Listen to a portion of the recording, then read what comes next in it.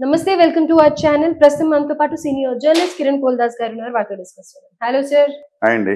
Sir, so Allu Arvind మాట్లాడిన మాటలు మళ్ళీ వైరల్ గా మారాయి.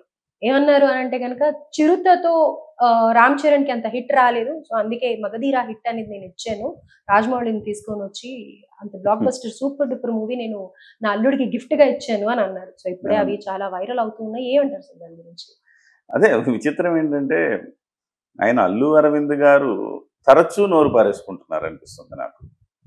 సో మొన్ననే కదా దిల్ రాజుని ఆహ్వానించినప్పుడు ఓ సినిమాని ఇట్లా పడేసారు, ఓ సినిమాని ఎత్తారని వెటకార కామెంట్స్ చేసి విమర్శల పాలయ్యారు. మళ్ళీ ఆ మాత్రం ఇంగిత జ్ఞానం లేదా అనిపిస్తుంది నాకు. మళ్ళీ ఇవాళ ఆ తమిళ మీడియాతో మాట్లాడుతూ చిరుతను వెరీ యావరేజ్ సినిమా అంటే ఎంతసేపటికి కించపరచాలనే ఒక తాపత్రయం కనపడుతుంది తప్ప, వాళ్ళకి ఏమీ లేకపోతే నేనేదో అందించాను, నేనేదో చేశాను, నేను గొప్ప అనే ఒక రకమైన ఇగోకి వెళ్ళి అవి చెప్తా ఉన్నాడు. అంటే నిజానికి కూడా జనమంతా నమ్మే అవకాశం కూడా ఉంది కదా. చిరుత తర్వాత మగధీర వచ్చింది. మగధీర బ్లాక్ బస్టర్ అన్నప్పుడు ఖచ్చితంగా వాళ్ళ మామయ్య గారు ఈయనకు మంచి సినిమా ఇచ్చారని ఒక భావన అందరిలో ఉండొచ్చు. ఇచ్చినా తప్పేం లేదు, అది మేనమామగా ఆ బాధ్యత ఉంటుంది కదా, తప్పేముంది అందులో. తను చాలా గొప్పగా నేనే చేశానని చెప్పు, కానీ నేనే చేశాను, చిరుత చాలా average cinema, very average cinema అన్నాడు. దీన్ని మనం ఖండించాలి. వాస్తవాలు తెలుసుకోవాల్సిన అవసరం ప్రతి ఒక్కరికి ఉంది. సో ఆయన మాటలు నమ్మి నిజంగా చిరుత వెరీ యావరేజ్ సినిమా అనుకుంటే కనుక అది పప్పులో కాలేసినట్టే. చిరుత 2007లో వచ్చింది, ఫస్ట్ సినిమా చరణ్ గారిది. చరణ్ గారి ఫస్ట్ సినిమా ఒక డెబ్యూ హీరో సాధించిన ఒక రికార్డ్ అని చెప్పాలి.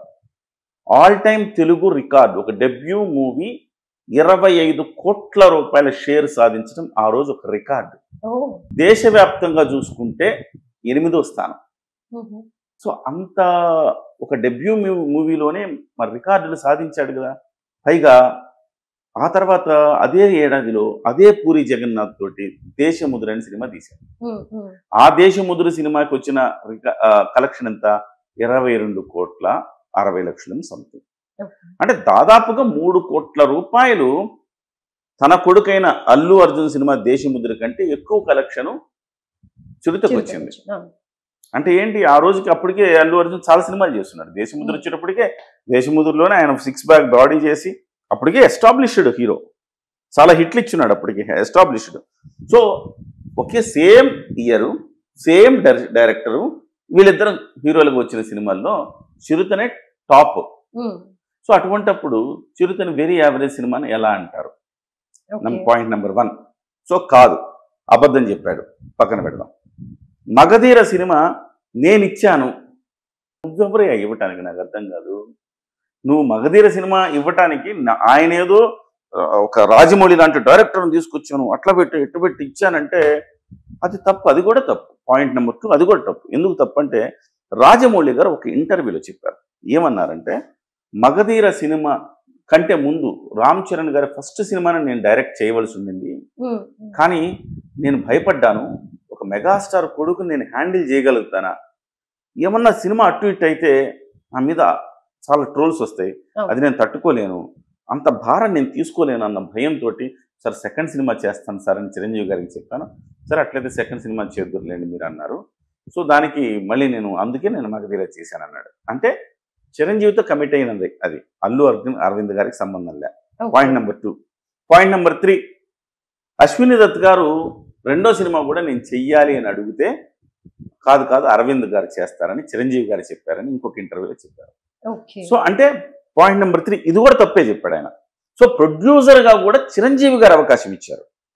ఆయనేమి నాకు కావాలి నేను తీస్తాను మేనల్లుడుతో అని ఈయన అడిగితే అశ్విని దత్ గారిని కాదని ఈయనకి అవకాశం ఇచ్చారు. సో డైరెక్టర్గా రాజమౌళి గారు ఫస్ట్ సినిమాకే ఫిక్స్ అయితే లేదు రెండో సినిమా అని చెప్పుకుంటే రెండో సినిమాకి ఫిక్స్ అయ్యారు. మధ్యలో ఏం చేసింది ఏంటి? అట్లా ప్రతి అంశం అబద్ధమే అని చెప్పింది. 4వ పాయింట్, రాజమౌళి గారు అదే ఇంటర్వ్యూలో ఏమన్నారంటే, Magadheera cinema first pan India cinema అవ్వాల్సింది, ఆ సినిమాని అలా అవ్వడానికి వీలు లేకుండా అల్లు అరవింద్ గారు ఆపేశారు. ఎందుకంటే అరవింద్ గారు అన్నారు, ఆ తమిళ్లో మళ్ళీ డబ్బింగ్లు ఎక్కడ చేస్తామనండి, ఆ డబ్బులని పెట్టుకుని చాలండి, ఇందులో బాగా ఆడిందిగా చాలండి అన్నారు. లేకపోయి ఉంటే అది తమిళ్లో హిందీలోకి వెళ్ళి ఉంటే అదే బాహుబలి కంటే మొట్టమొదటి పాన్ ఇండియా సినిమా అది అయ్యేది అని చెప్పి ఆ రోజు చెప్పారు. ఓకే. అల్లు అరవింద్ అనే వ్యక్తి ఉపయోగపడకపోగా నష్టమే చేకూర్చాడుగా. అంటే ఈ మధ్య మెగా ఫ్యామిలీ, అల్లు ఫ్యామిలీ అని డివైడ్ చేసేసి ఒక టాక్ వస్తుంది కదా.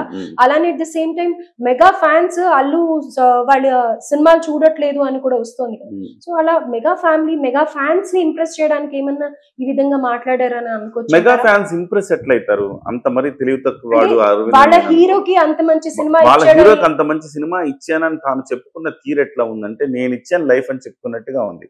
ఎట్లా ఇంప్రెస్ అవుతారు? First thing. రెండోది, అసలు అబద్ధాలను మీరు ఎట్లా చెప్తారు? అబద్ధాలు కదా. నిజం చెప్పాలంటే అసలు ఎవరికి లైఫ్ ఇచ్చారు ఒక్కసారి మీరు ఆలోచించండి ప్రియాంక గారు. అల్లు అరవింద్ గారు చిరంజీవి గారు వియ్యంకుడు అయ్యే ముందు, అంటే వాళ్ళ చెల్లికిచ్చి పెళ్లి చేసేంత వరకు ఒక 3 సినిమాలు తీశారు అల్లు అరవింద్ గారు గీతా ఆర్ట్స్ మీద. ఆ 3 సినిమాలు సోదిలో లేవు, అసలుకి తెలియదు మనకి. అది మనకి చెప్తే కూడా మీరు గుర్తుపట్టలేరు ఆ సినిమా. ఆ తర్వాత కాలంలో 4వ సినిమా కిరాతకుడు. అంటే చిరంజీవి గారికి బామ్మర్ది అయిన తర్వాత చిరంజీవి గారిని అడిగి డేట్లు తీసుకుని కిరాతకుడు తీశాడు. కిరాతకుడితో మొదలు పెడితే 10 సినిమాలు వరుసగా మెగా ఫ్యామిలీతోనే తీశాడు. 10 సినిమాలు తీశాడు మెగా ఫ్యామిలీ. సో 10 సినిమాలు తీసి నువ్వే లబ్ధి పొందావు. మెగా ఫ్యామిలీతో అనంటే మెగా చిరంజీవి గారితో, పవన్ కళ్యాణ్ గారితో, రామ్ చరణ్ గారితో. పవన్ కళ్యాణ్ గారితో అప్పటికి అక్కడ అమ్మాయి ఇక్కడ అబ్బాయి ఒకటి తీశాడు. రామ్ చరణ్ గారితో మగధీర. ఆ రకంగా చూసుకుంటే 10 సినిమాలు వరుసగా తన జీవితంలో గీతా ఆర్ట్స్ అనేది కేవలం వీళ్ళతోనే సినిమాలు తీస్తూ వచ్చింది. 10 సినిమాలు. సో ఎన్ని సూపర్ డూపర్ హిట్లు కొట్టాడు అందులో. చిరంజీవి గారు డేట్స్ ఇవ్వకపోతే సాధ్యమైందా? చిరంజీవి గారికి, అల్లు అరవింద్ గారికి ఎందుకు డేట్లు ఇవ్వాలి? క్యూలో బోల్డ్ మంది నిర్మాతలు ఉన్నారు. మాకు కావాలి డేట్లు అని లైన్లో ఉన్నారు నిర్మాతలు చిరంజీవి గారికి. కానీ బామ్మరిది కాబట్టి అల్లు అరవింద్ గారికి అన్ని డేట్లు ఇచ్చాడు ఆయన. అసలు హీరో డేట్లు ఇవ్వడం సమస్య అండి. ఇవాళ కూడా మీరు ప్రియాంక గారు, మీకు సపోజ్ ప్రభాస్ మీకు డేట్లు ఇచ్చాడు, ప్రియాంక గారు ఈ 3 నెలలు మీకు డేట్లు, మీరు సినిమా తీయండి అన్నారు. మీ దగ్గర డబ్బులు అవసరం లేదండి, నిజంగా డబ్బులు అవసరం లే.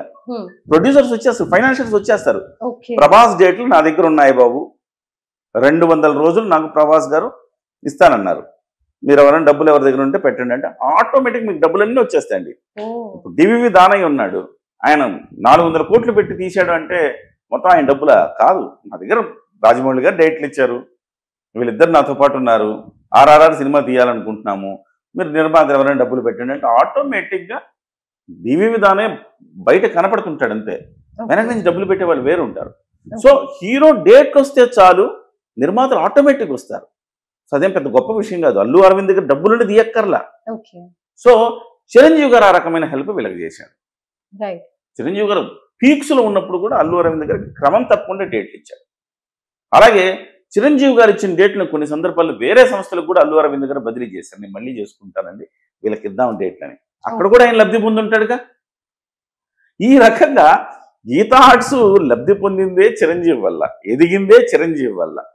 ఇవాళ మళ్ళీ నేనేదో చేశాను మెగా ఫ్యామిలీకి అని చెప్పుకుంటే నవ్విపోతారు. కాబట్టి ఇవాళ ఆయన ఓవరాల్గా చెప్పాలంటే వాళ్ళ ఫ్యామిలీ మొత్తానికి ఒక స్పోక్స్ పర్సన్ కావాలి. ఏది మాట్లాడాలి, ఏది మాట్లాడకూడదు